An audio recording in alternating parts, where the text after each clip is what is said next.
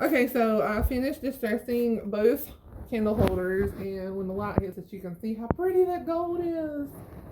Okay, so now we're going to take, when you use chalk paint, like DIY, she also has, I've told y'all before, the different kinds of waxes. This one is clear wax, and I do not have a whole lot left.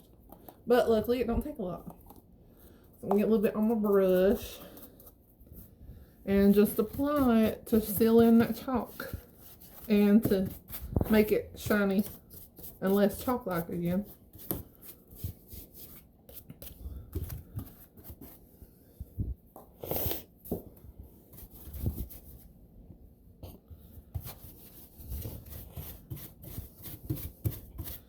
Oh, and these brushes are really easy to clean up when you use chalk paint and the products that go with them, like wax and stuff.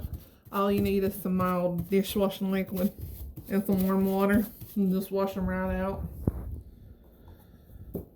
But remember, you can use that trick I taught you with Ziploc baggies, so that you can work on a project for a couple of days without having to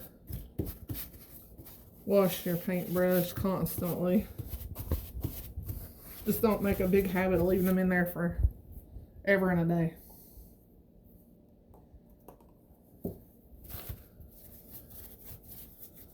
Now this wax, all it's going to do is give this a shine and a protective coat so that your chalk paint doesn't come off.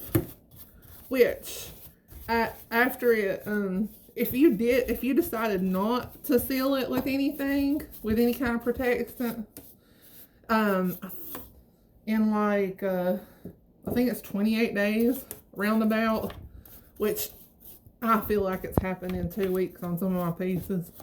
The chalk paint will have created its own permanent bond with whatever you painted.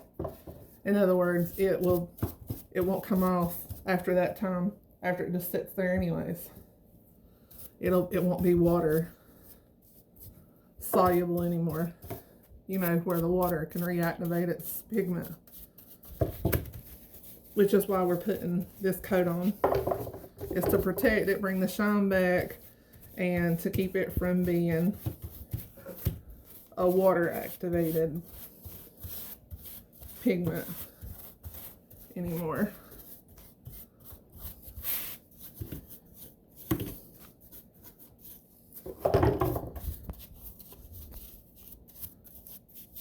A little wax goes a long way. You do not need very much at all.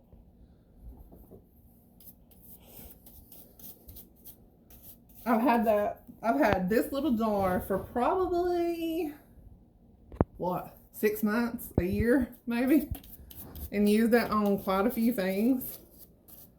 And it's just now getting to where I probably should get some more. So, like, if you went out and purchased DIY paint, you might look at it and go, that's fairly expensive, $14. Because it's a pretty small jar. But the fact is, a little goes a long way. So, it is worth the $14 that you pay for it. For it protects your piece, makes it shiny and pretty.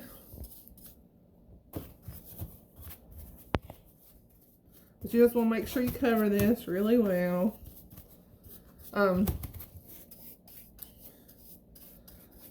In just a minute after I get this covered real well, I'll show you. I'll put these up side by side so you can kind of, it's hard to see, but you can see the difference. Okay. And this stuff makes the piece feel so satiny soft. Just rubbing it, make sure, because this is such an odd shape. I want to make sure I don't have any places that wax didn't get spread out.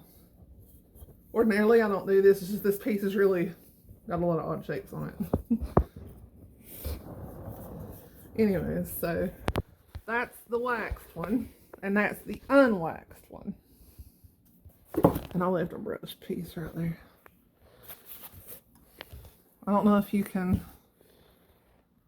really tell the difference or not, but this one does look chalkier.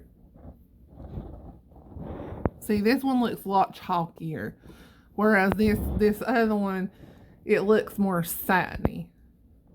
See that? But that's all you gotta do, guys. You can wipe it if you chose to do so. You can buff the wax, which they pretty much, like furniture and stuff, they recommend you buff the wax. On stuff like this, I don't really buff it. I just make sure that it's not got any gummy part. Like I didn't, like when I first loaded my brush and touched it back to it to make sure I didn't put no big piece of wax down and not spread it out is all I'm doing. But you can buff it if you want to buff it. I'm just going to leave it just like that. And when it dries, I've got a protective piece that's going to last for a long time. And it will look very pretty with some candles in it. Pause it for a second.